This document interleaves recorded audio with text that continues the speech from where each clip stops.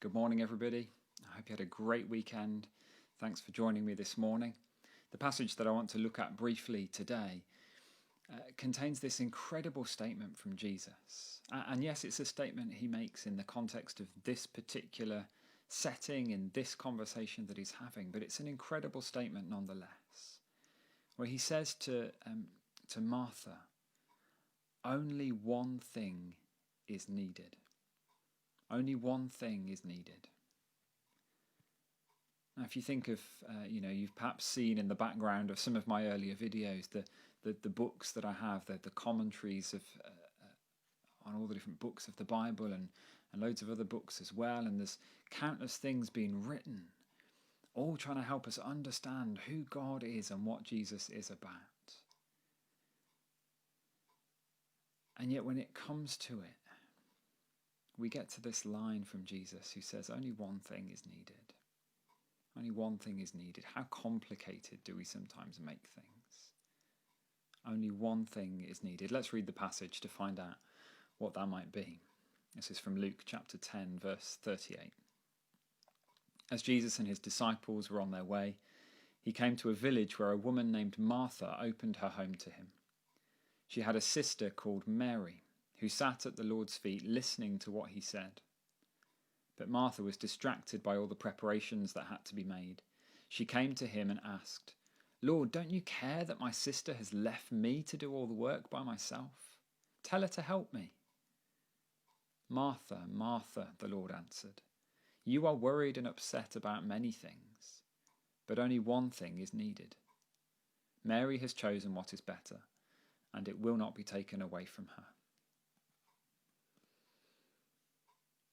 So what's the one thing? Well, that Mary has chosen to give her full attention to Jesus. There we go. One thing is needed. Give our fullest attention to Jesus. It's a really easy answer to give. But I don't know about you, can you honestly say that you expect today, throughout the whole of Monday, to give your fullest attention to Jesus? If you think back over the events of yesterday, many of us will have joined in with services either in the church building or online. And even with all of that, can we honestly say that yesterday we gave our fullest attention to Jesus? It's one of those things where we know the right answer, we know what it should be like, but it's a different thing when it comes to putting it into practice and actually living it out. And it's because it's not as easy as finding, a particular practice or ritual. It's not just something we can do and put it on a list and tick it off each day. Giving our fullest attention to Jesus isn't a practice. There are loads of practices that will help us to do that. But giving our fullest attention to Jesus isn't a practice, it's a posture. It's a way of life. It's something that encompasses everything that we're to be about as followers of Jesus. And so while Martha is kind of task-oriented in this story and she can see all the things that need to get done, Mary has a posture of wanting to be with Jesus. And it comes from that genuine desire, that love that she has for Jesus. That means she genuinely desires to just be in his presence and can see that comes before all the other stuff. It's not that Jesus wants us to sit around kind of just, reading our Bibles and praying all of the time. It's not that there aren't things to be done and actions to be taken up. But Mary knows that first and foremost her attention is to be given to Jesus. She's got to know Jesus. She's met him. She's talked to him. She's shared food with him. And now that she knows Jesus, she wants to be in his presence. And that's her genuine heart's desire. And that's something that is cultivated over time. It's not something we can put on a list for today and for tomorrow and suddenly find ourselves in that place. But over time, we cultivate that relationship.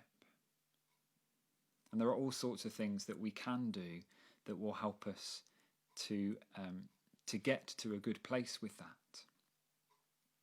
We can start by carving out some time to do exactly what Mary's doing here, to sit at Jesus' feet, to sit and be still, and to open our Bibles, to read the gospel stories and get to know Jesus for ourselves. And the more we get to know Jesus, the more we will want to know Jesus, and the more we will want to spend time in his presence. But then also we can choose to live with an awareness of Jesus as we go through the day. So, we can't sit around all day necessarily. There are things that we need to do. There are, we need to go and do the shopping or visit that friend or go to work or whatever it might be. And those things are just as important, and Jesus cares about them. But when we do those things, we can choose to kind of leave Jesus wherever we last kind of thought about him and go off and do the other stuff. And then when we next remember, we next have a moment to pause, then we go back and see how Jesus is doing. Or we go into those things with an awareness that Jesus goes with us. And we choose, as we work, as we travel, as we walk around, as we spend time with our friends, as we sit around the table with our family, as we watch TV, we can do those things whilst giving Jesus our attention too, aware that Jesus is in those things with us. And we can ask Jesus, what do you have to say in this conversation that I'm in? What is it you want me to notice in this meeting that I'm now part of? What do you want me to bring to my friend as I visit them today? Giving Jesus our fullest attention. Yes, it's about reading our Bible and praying. That's always the answer, isn't it? But it's also about seeing Jesus in the things we do the rest of the time. Giving Jesus our fullest attention. Only one thing is needed. How will we do that today? Shall we pray? Jesus, this message is so simple. And yet we know that it is also so challenging. Would you help us today to give you our fullest attention? Whatever else is going on, would you help us to be aware that you are with us in it? Make us more aware of your presence, we pray. Amen.